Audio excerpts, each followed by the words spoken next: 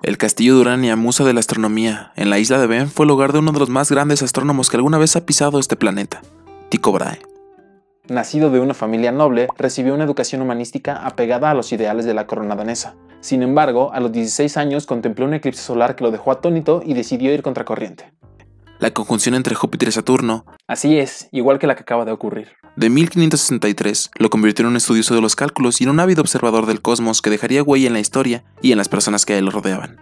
En 1572, un resplandor en el cielo se divisó desde Uraniborg, y Tycho, al creer que se trataba de una estrella nueva, utilizó por primera vez el término de nova para referirse a ella.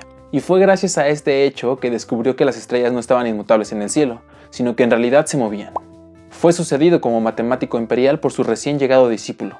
Este discípulo era, ni más ni menos, que Johannes Kepler. De un seno religioso e inspirado por Platón, Kepler creía que el universo había sido construido por Dios de una forma matemática y organizada, y que nosotros, al ser su imagen y semejanza, sabríamos cómo entenderle con el suficiente esfuerzo. La sed de conocimiento y su necesidad de encontrar leyes armónicas que rigieran el universo lo llevaron a convertirse en el asistente matemático de Tycho Brahe. Así, cada uno fue un engrane principal para el desarrollo de la astronomía. Por una parte estaban las mediciones y observaciones de Brahe, y por otra, la abstracción matemática de Kepler. A la muerte de Brahe, Kepler relevó el puesto de matemático imperial. Logró resolver la discordia que generaba la órbita de Marte, deduciendo que se trataba de una órbita elíptica en donde alguno de los focos se encontraba el Sol, y que además barría áreas iguales en tiempos iguales. Kepler extrapoló estos dos resultados a cualquiera de los astros conocidos hasta ese momento, y de ahí nacieron las primeras dos leyes de Kepler. Después, entre poliedros y teselaciones, escribiría la armonía del mundo, en donde aparecería su tercera ley. Para cualquier planeta, el tiempo que tarda en recorrer su órbita elevado al cuadrado es proporcional a su distancia media respecto al Sol elevada al cubo.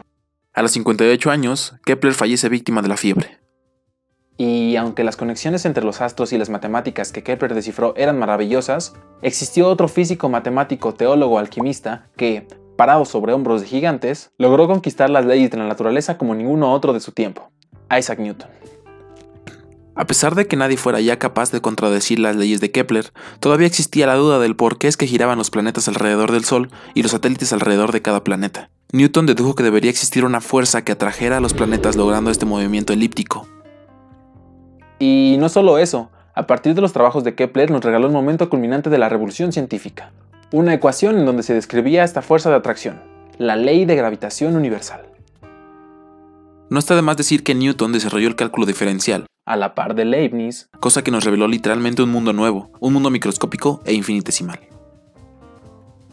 el acercamiento al cálculo nos permitió, entre muchas otras cosas, expresar casi cualquier función en términos de polinomios. A principios del siglo XIX aparecería una máquina de vapor que utilizaba estas aproximaciones polinómicas para calcular cualquier función trigonométrica: la máquina analítica diseñada por el inglés Charles Babbage. Si existiese un adjetivo para nombrar a una persona cuyo destino es ser científico, debería ser en honor a Ada Byron, condesa de Lovelast. De sus padres heredaría su lenguaje matemático y su lenguaje poético.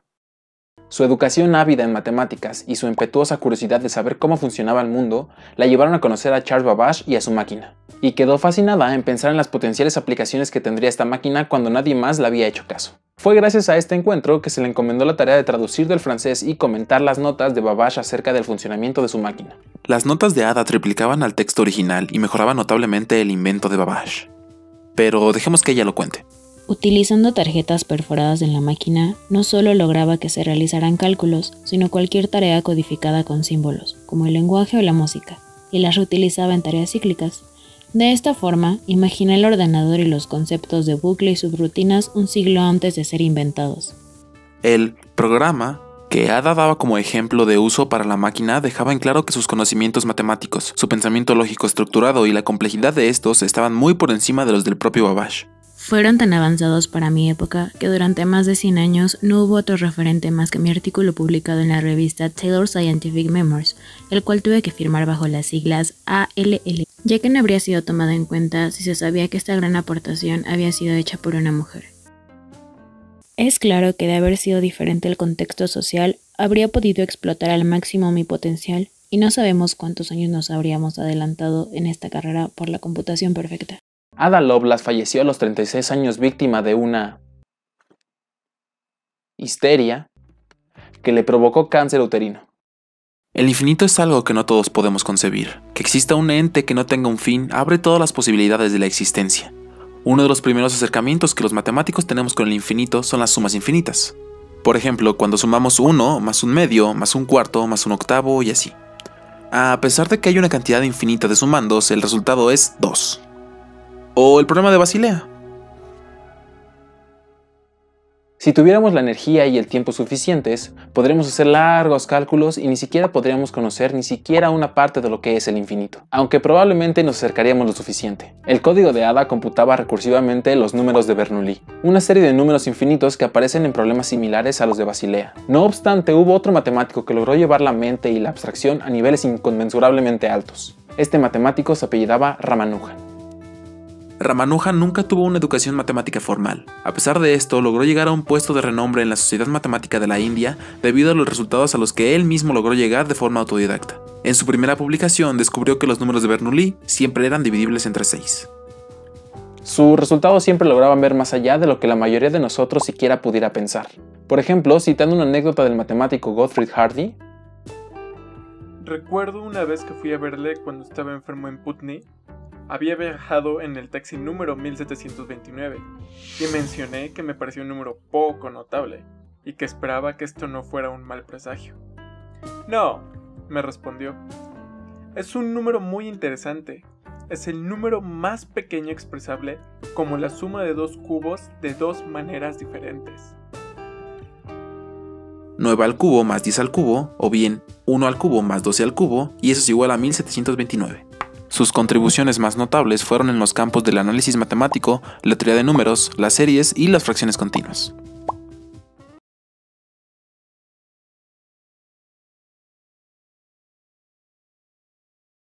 Además de sus conexiones matemáticas, todos los personajes que acabamos de recordar nacieron en esta época de paz y reflexión para el mundo occidental. Y aunque nos faltaron muchísimos, ya habrá tiempo de honrarlos a todos. Hay que recordarles al mirar a las estrellas, que fueron las mismas que ellos miraron. Hay que recordarles cuando tengamos sed de conocimiento. Hay que recordarles cuando utilicemos cualquier software de seguimiento GPS. Hay que recordarles cuando veamos cómo los astros giran alrededor de las estrellas. Y sobre todo, hay que recordarlos cuando imaginemos nuestra propia concepción del infinito. Los que realmente estamos parados sobre hombros de gigantes somos nosotros. Muchas gracias por ver el video hasta acá. Mi nombre es Eduardo Jiménez, mejor conocido como Yayito para la banda. No te olvides de picarle a like, suscríbete a este canal. Tengan un buen comienzo de año, créanme, va a ser mejor que el que acabamos de pasar. Quédense en este canal, vamos a tener sorpresas muy pronto. Y por último recuerden, las matemáticas no se crean ni se descubren, sino todo lo contrario. Nos vemos hasta el siguiente año.